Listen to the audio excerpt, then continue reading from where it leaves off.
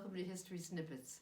I'm Arlene Cooney, an interpreter here at Edwards Place, and today we're going to talk about how the Edwards family celebrated Christmas based on letters written to and from various family members. The Edwardses actually celebrated New Year's Day more than they celebrated Christmas. Oh, they decorated for Christmas, but not as we do today with store-bought decorations.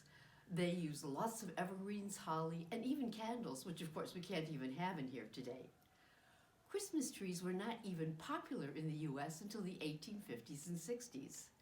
Queen Victoria helped make the tradition popular in the United States, as an illustration of the royal family appeared in Lady Godey's book in 1850, spreading the love of Christmas trees throughout the United States that we still love today.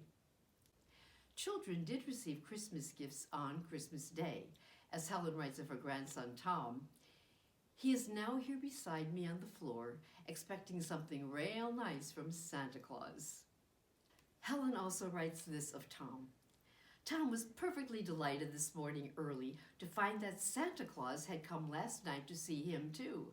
Though it was so far off he did not expect him until New Year's night, he hung up his stocking and found in it a cornucopia filled with candy, a penny, and by the side of it a splendid copy of Old Mother Hubbard.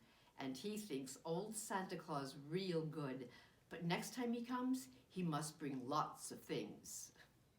The Edwardses probably gave gifts to their servants at Christmas. Appropriate gifts would be cash tips, little books, or sweets. Servants were often allowed the day off to visit with loved ones.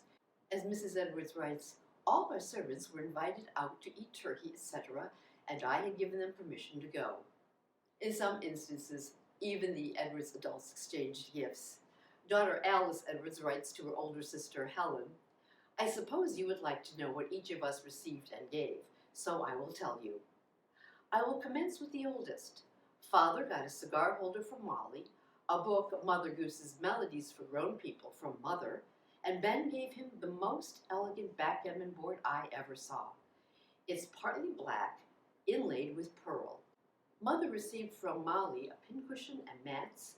Ben gave her a toilette set, a ruffled apron, and a needlebook, a little pincushion from Mrs. Ferguson, and a marble cake from Sarah L.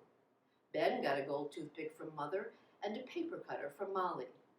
Molly got a beautiful copy of Tennyson and an elegant pair of sleeve buttons from Father, a lace handkerchief and handkerchief box from Mother, a pair of vases from Mrs. F., a beautiful copy of Bryan and Whittier from Sarah, and I gave her a gold thimble."